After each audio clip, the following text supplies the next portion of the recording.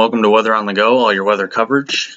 Today's day one max temperatures into the low to mid 30s across the northern plains, the low to mid 40s into the Midwest, and high temperatures into Texas, into the deep south, into the middle 70s, into the mid 80s, and South Texas reaching 90 degrees, the desert Southwest into the middle 90s, and a little bit of cooler air up into the Northeast, into the middle and upper 40s today, as here the remnant effects of that cold front behind that last storm system. Tonight, minimum low temperatures here into the teens up into the northern and central plains, into the lower 20s around Chicago, into Davenport, Iowa, the Quad Cities region, back into Nebraska, and then here as you head into the deep south around the Tennessee Valley and Ohio Valley, low to mid 40s, and then around the Gulf Coast states here, temperatures averaging around the upper 40s to low 50s, and a little warmer here down into South Florida with temperatures near Miami and Tampa Bay in the low 60s for overnight lows. Tomorrow, seeing temperatures here rising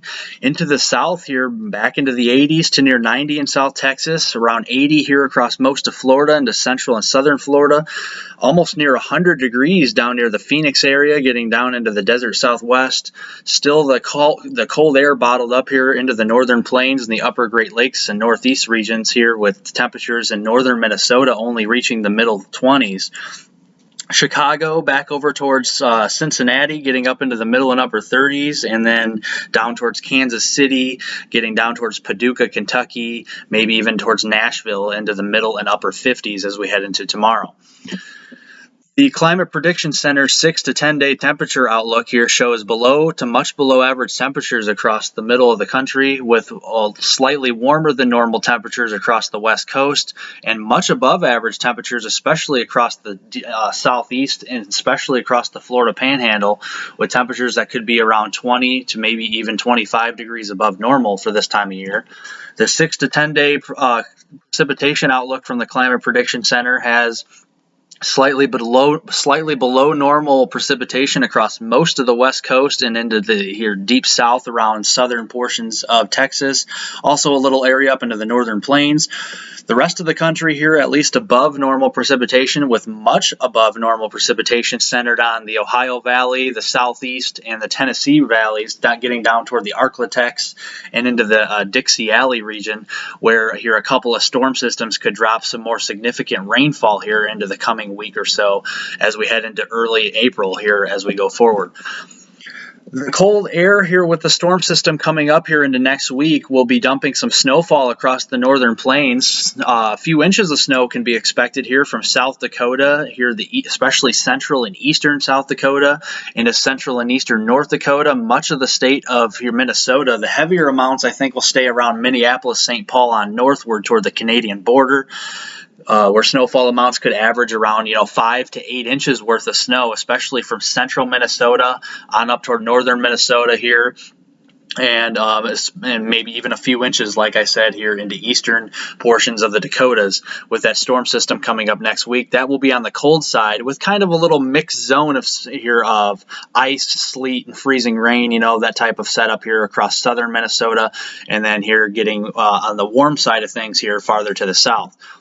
The Storm Prediction Center's Day 5 outlook here shows a slight risk or 15% area here of severe weather from southern and central Kansas down into most of central Oklahoma, maybe even some parts of the panhandle of Oklahoma, getting down into North Texas. This does include the area near Dallas-Fort Worth, getting up towards the Oklahoma City region, Moore, Oklahoma, Lawton, Oklahoma, maybe near the Tulsa region, and then getting up towards here Topeka, Kansas, and towards Wichita here as well. That will be on Day 5. This is next Tuesday. Already the Storm Prediction Center has put out a 15% or slight risk for severe weather here this far out, with the confidence increasing in some more severe weather across those areas here into early to middle of next week. Then the Day 6 outlook here from the Storm Prediction Center on Wednesday shows a larger slight risk zone from southern portions here of Illinois, western Kentucky, far southeastern areas here, maybe the foothills there of Missouri, getting down into middle and western Tennessee, maybe just west of Nashville, and then portions of east central Arkansas, getting down into most of the state of Mississippi and Louisiana, and then a far western sliver there of Alabama. I do expect the the Storm Prediction Center to upgrade this potentially to a 30% or enhanced risk or even greater probabilities here in the coming days. As here I will be showing you here in the next couple scans here that there will be a lot of impressive dynamics coming together with this storm system that will be coming together for potentially another severe weather outbreak across the deep south, unfortunately, as we head into the middle of next week. This is the GFS's run here of how the setup is going to work as we head into next week. It has a 980 millibar low sitting right around southern Nebraska. Now, this is still several days out, so the kind of the position of the low and the track are still a little uncertain, but this is kind of giving you a general synoptic setup kind of deal of showing you what exactly the atmosphere is kind of going to be doing more in the upper levels versus kind of all the smaller mesoscale details. But on this run, it shows 980 millibar low around southern Nebraska. This will be going into late Tuesday afternoon. Nothing going on here across here, the central and southern plains. Just a lot of warm air advection getting pulled north with a lot of warmer temperatures, a lot of warmer dew points. Dew points will be rising to the 60s. And a little bit of snow back here into the Rockies here as well with some rainfall, especially some upper elevation snow. We could see several inches of snow here up into the Rockies around here, the Denver area, getting down here into portions of New Mexico as well. As we go into here Tuesday evening around the dinner time hour, thereabout here, starting to see some thunderstorms fire on this model here from portions of eastern Kansas down through central and eastern Oklahoma into north Texas, kind of along the zone of that Storm Prediction Center's Day 5 slight risk outlook. And some of these thunderstorms could be supercellular. They could be kind of a mixed mode of multi-cells, kind of line segments, supercells. The overall mode of severe weather is still uncertain here, still several days out, but I do expect some supercell activity, maybe a couple of tornadoes, some damaging winds. Also here some large hail that could be quarter size or larger. So I do want to be on the lookout for that here from eastern Kansas down through Oklahoma into north Texas. And then here as we go into kind of the Tuesday night range, you can see a kind of a squall line or kind of a QLCS kind of line starts to develop from, eastern Kansas, western Missouri, getting down into far eastern and extreme eastern portions here of Oklahoma, northeast Texas, with some embedded supercells within that line that could produce a couple of tornadoes.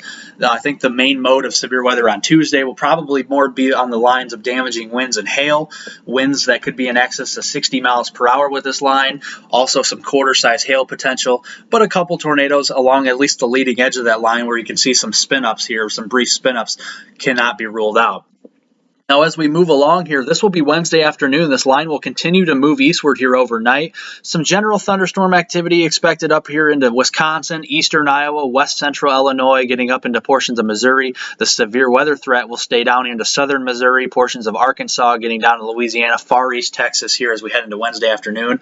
A couple of stronger storms are possible here, even maybe up towards here the St. Louis region, but I think farther south will be here more of the predominant severe weather threat and potentially an outbreak as we head into the middle of next week. These storms will be ongoing here Wednesday afternoon, kind of re-intensifying as they push to the east. Some embedded supercells within here. A few tornadoes are possible, maybe even a strong tornado potential here as we head down towards Louisiana, western Mississippi, southeastern Arkansas, especially if those here thermodynamic and kinematic profiles can here be a little more impressive here, especially as we head into Wednesday afternoon. This line will continue to push to the east late Wednesday afternoon, centered around western Tennessee, getting down to much of Mississippi, Jackson, Mississippi, down toward New Orleans once again. Got to watch for some more tornadoes here across these areas, as here I know these areas have gotten hit hard by tornadoes and severe weather here in the past week. Got to be on guard again as we head into the middle of next week for more severe weather. I still think the main overall mode will probably be damaging winds with large hail, but a few tornadoes are possible, and where the tornado threat can be most realized, I think the greatest threat will be probably across Mississippi, maybe far southern Tennessee, getting into western Alabama, down into portions here of Louisiana, maybe far southeastern portions here of Arkansas, where that tornado threat can be maximized and realized the most, I think, is where the strongest tornado threat with the strong tornadoes will be possible. especially along the southern flank of this line or even on the leading edge where some spin-ups could happen here as well. And then as we move along this line, it will continue to push east here across middle Tennessee, down through Alabama and the northwest Florida Panhandle, and continue to push through the southeast Wednesday night into Thursday morning. And then it'll kind of fall apart as it kind of outpaces the instability and the better dynamics with the storm system. But pretty intense low, 979 millibar low, kind of centered around here northern Wisconsin, far, the arrowhead of Minnesota. So some pretty intense kind of low pressure system here, kind of centered around those areas, which does indicate here a lot of dynamics probably will be coming together with this here as well. You can see the dew point temperatures across this area. This is late Tuesday afternoon, getting up into the low 60s across portions of Missouri, lower 60s across portions of eastern Oklahoma, much of Arkansas, middle 60 dew points across east central Texas here once again. So a lot of juice for these thunderstorms. Not only will they be producing some severe weather potential, but also some heavy rainfall with some isolated areas of flash flooding as we head into the middle of next week as well, as these storm areas have just gotten hit repeatedly week after week with heavy and thunderstorms and severe weather. So the soil moisture is very kind of latent, if you will, within this area as we head into next week. Dew points will continue to rise well into the 50s, even into central Illinois here. Very sharp cutoff on the northern edge here, so you can tell where the warm front will kind of be sitting. And a very strong cold front or dry line here developing across central portions of Kansas, getting down here into western and central portions of Oklahoma, central Texas. And this will be the driving force behind all that lift for these thunderstorms to develop as they push to the east. Dew points will be rising here. This is Wednesday, early Wednesday morning or late Tuesday night. And you can see here middle 60 dew points here across the Gulf Coast states, 60-degree dew points getting up into Arkansas, into portions of Mississippi and Alabama. Maybe even a couple areas getting to 60-degree dew points here, even up into western portions of Missouri as well, for these storms to take advantage of. And this will all kind of push to the east here as we head through the day on Wednesday, with dew points maybe averaging around the middle 60s from Tennessee down through portions of Mississippi, Alabama, portions of southeastern here, Louisiana, northwest Florida Panhandle here as well. Now let's look at the wind shear profiles here, because this will be important with maintaining these thunderstorms and also getting these thunderstorms to rotate potentially as well, and just keeping these updrafts of the thunderstorm going for a long period of time. This is the bulk shear output from the GFS. This is late Tuesday afternoon, seeing some shear here getting into portions of Kansas, down into Oklahoma, into Texas. Not terribly impressive, but just enough to get thunderstorms going. Then as we have the main trough coming off the southwest, you can see some very strong shear profiles starting to develop here from eastern Kansas, getting down into Oklahoma, the panhandle of Texas, and this will continue rounding the trough and here getting fed into these thunderstorms. And then as we head into early Wednesday or late Tuesday night, you can see here the profiles, the wind shear profiles are going to be pretty intense actually across eastern Kansas down into Oklahoma and central and eastern Texas. And this will only continue to intensify as we head into midday into the afternoon on Wednesday. I think the kinematic profile of the wind shear here on Wednesday looks even more impressive than on Tuesday. So that's why I think the overall severe weather threat Wednesday next week looks greater than Tuesday, potentially an enhanced risk or greater, I think, probabilities on Wednesday as we get closer, as the Storm Prediction Center kind of looks into these areas here to see what all comes together here with the dynamics with the storm system to upgrade those areas. Then the wind shear will kind of push to the east here into the Ohio Valley, into the Tennessee Valley, deep south, Dixie Alley, the Arklatex region, and you can see the very intense here. You can see wind shear into the reds, the purples, even the yellows here up into Missouri and down into portions here of Arkansas, showing some very strong wind shear with this trough, and this is going to just feed into the severe weather potential, potentially a severe weather outbreak as we head into Wednesday, and this will only continue to move to the east and slowly weaken with the wind shear profiles as we head into the southeast here on Thursday. The Supercell composite already several days out, 5, 6, 7 days out, and you can see the GFS showing here already some decent values here across east central portions of Kansas down into Oklahoma, North Texas, that are supportive of supercell thunderstorms developing that also could bring a localized tornado threat, so you have to watch that. Not every supercell is going to produce a tornado, but the ones that here, the cells The thunderstorms that produce tornadoes most likely are going to be supercells, so do have to watch that. And then you can see this is kind of the hodograph here. This is what all the curvature in the atmosphere with all the wind shear going on, all the instability being fed into the storm. And where you see the curved hodograph here on this map is into portions here of eastern Kansas, northwestern portions potentially here of Missouri, getting down into Oklahoma. Very curved hodographs, which means the atmosphere is going to have a lot of wind shear in place where winds will be coming different directions with height, so a lot of rotation in the atmosphere, and that'll get these storms going to rotate potentially along this line with some supercells embedded. Then as we head into here midday into Wednesday afternoon, supercell composite not very strong, but still some values down here into portions of Louisiana, portions of southwestern Mississippi, but that'll only intensify as we head into late Wednesday afternoon to the evening heating of the day. These values actually look a little more impressive, like I said, than even on Tuesday. So this far out, 6 or so days out here, the values are already pushing here into the middle of this category. So showing some real signs that there could be some supercell thunderstorms that could produce tornadoes across the deep south as we head into next week. The hodographs here, very curved here, especially around the Jackson area, Jackson, Mississippi, getting down toward Hattiesburg, Mississippi, New Orleans, Louisiana here, unfortunately, once again. So kind of the same areas that had the tornado threat last week here maximized and realized in some locations. We'll actually see this here probably play out once again potentially as we head into the middle of next week. The lapse rate here with the GFS, this shows kind of the cooler air aloft, which is kind of the inversion of temperatures from the warmer air at the surface with the cooler air aloft here, and that kind of produces these lapse rates. And this is kind of what gets these thunderstorm tops to really grow here into the atmosphere.